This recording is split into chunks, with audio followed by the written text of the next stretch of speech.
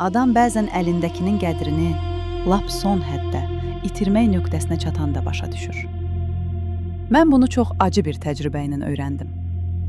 5 ildir Zaurla evliyik.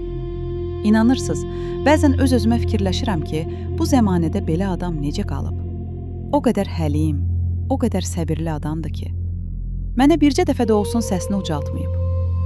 Nə qədər əsəbi olsan da, məni sükutla, sevgi ilə sakitləşdirib. Xəstələnəndə başımın üstündən çəkilməz. Mən oyanmamış çayımı hazırlayar. Mənə həmişə, sən güclüsən Günay, mən səninlə fəxr eləyirəm, deyər. Amma düzünü desəm, bir müddət mənim gözümü nəsə bağlamışdı.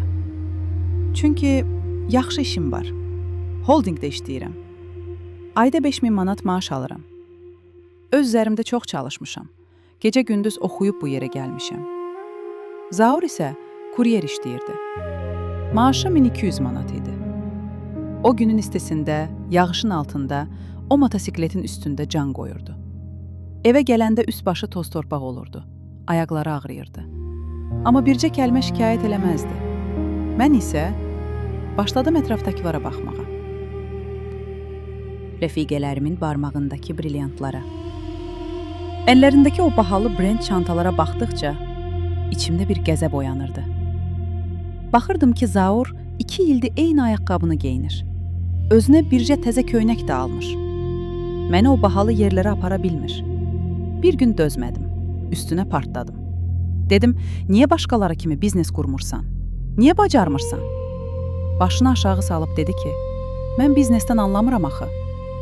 Daha da hirsləndim, üstünə qışqırdım. Sən demə, bu adam o az maaşla hələ kənddəki xəstə valideynlərinə də 600 manat göndərirmiş. Dərmanlarını alırmış. Qalanını da gətirib mənə verirdi.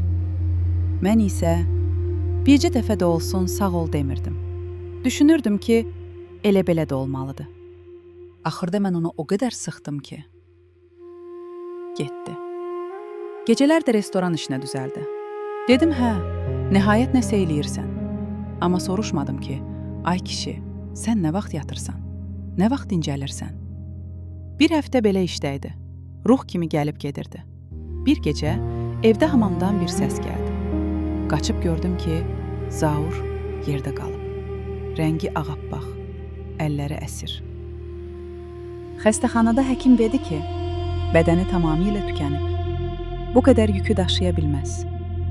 O kravatda uzananda elə bil ürəyim parçalandı. Əllərini tutub ağladım. Dedim, bağışla məni, səni görmədim. Bilirsiniz mənə nə dedi?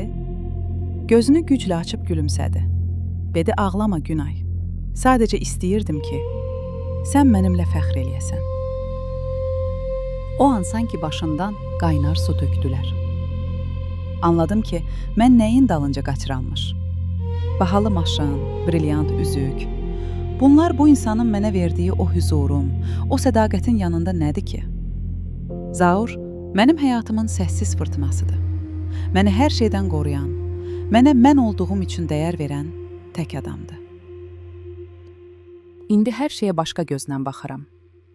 Başa düşdüm ki, əsl sevgi elə o səssizcə yanında qalan və səni hər halınla sevən insanın varlığı imiş. Mən bu hekayəmi sizlə bölüşdüm ki, əlinizdəki zaurların qədrini bilin. Çox vaxt başqalarının o par-par parıldayan həyatlarına baxıb, yanımızdakı əsl xəzinələri görmürük. Kənardan baxanda bəlkə də sadə görsünən o adamlar, əslində ailəsi üçün canını qoyan ən böyük qəhrəmanlardır. Maddiyat gələr gedər, amma bu cür təmiz qəlb bir də tapılmaz. Sizcə, biz qadınlar bəzən maddiyatın parıltısına aldanıb, yanımızdakı əsl dəyəri görməzdən gəlmirik ki? Əgər bu hekayə sizin də ürəyinizə toxundusa, bəyənin, paylaşın və Hər Şeyşünas kanalımıza abunə olun ki, başqaları da eşitsin. Unutmayın, həqiqi sevgi bağırmaz.